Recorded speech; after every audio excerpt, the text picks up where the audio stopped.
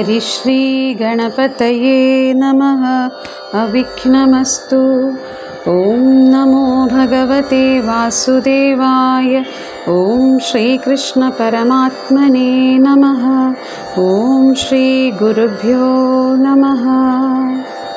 ശ്രീമന്നാരായണീയം ദശകം 8 നൈമിത്തിക പ്രളയവും നാഭികമലത്തിൽ നിന്ന് ബ്രഹ്മാവിൻ്റെ ആവിർഭാവവും.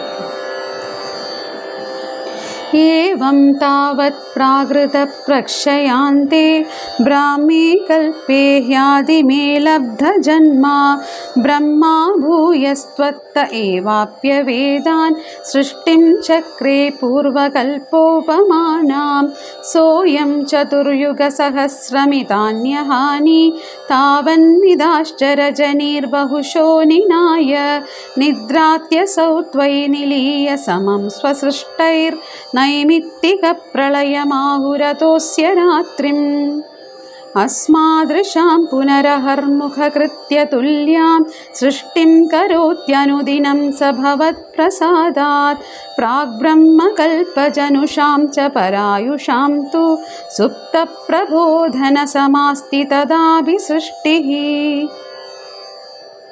പഞ്ചാശദബ്ധമധുനാ സ്വവയോർധരൂപമേകം പരാർദ്ധമതിവൃത്യ हि വർത്തതേऽസൗ തത്രാന്ത്യരാത്രിജനിതാൻ കഥയാമി ഭൂമൻ പശ്ചാദ്ദിനാവതരണേ ച ഭവദ്വിലാസാൻ.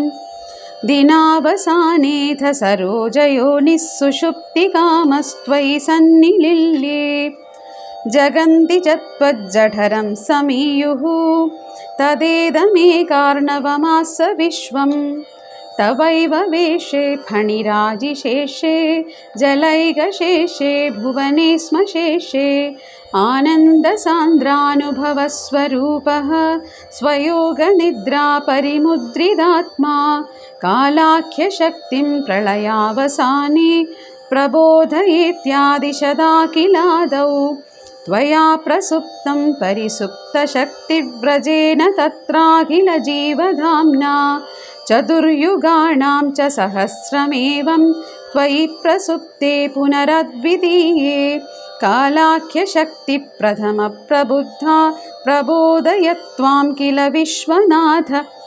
विबुध्य च त्वं जलगर्भशायिन् विलोक्य लोकानखिलान् प्रलीनान् तेष्वेव सूक्ष्मात्मतया निजान्तस्थितेषु विश्वेश दधाद दृष्टिं. ततस्त्वदीयादयिनाभिरन्ध्रात् उदञ्चितं किञ्चन दिव्यपद्मं निलीननिःशेषपदार्थमाला संक्षेपरूपं मुकुलायमानं.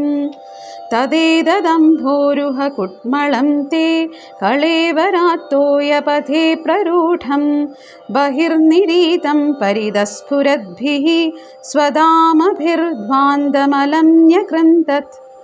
संफुल्लपत्रे नितरां विचित्रे तस्मिन् भवद्वीर्यधृते सरोजे सपद्मजन्माविधिराविरासीत् स्वयं प्रबुद्धाखिलवेदराशिः.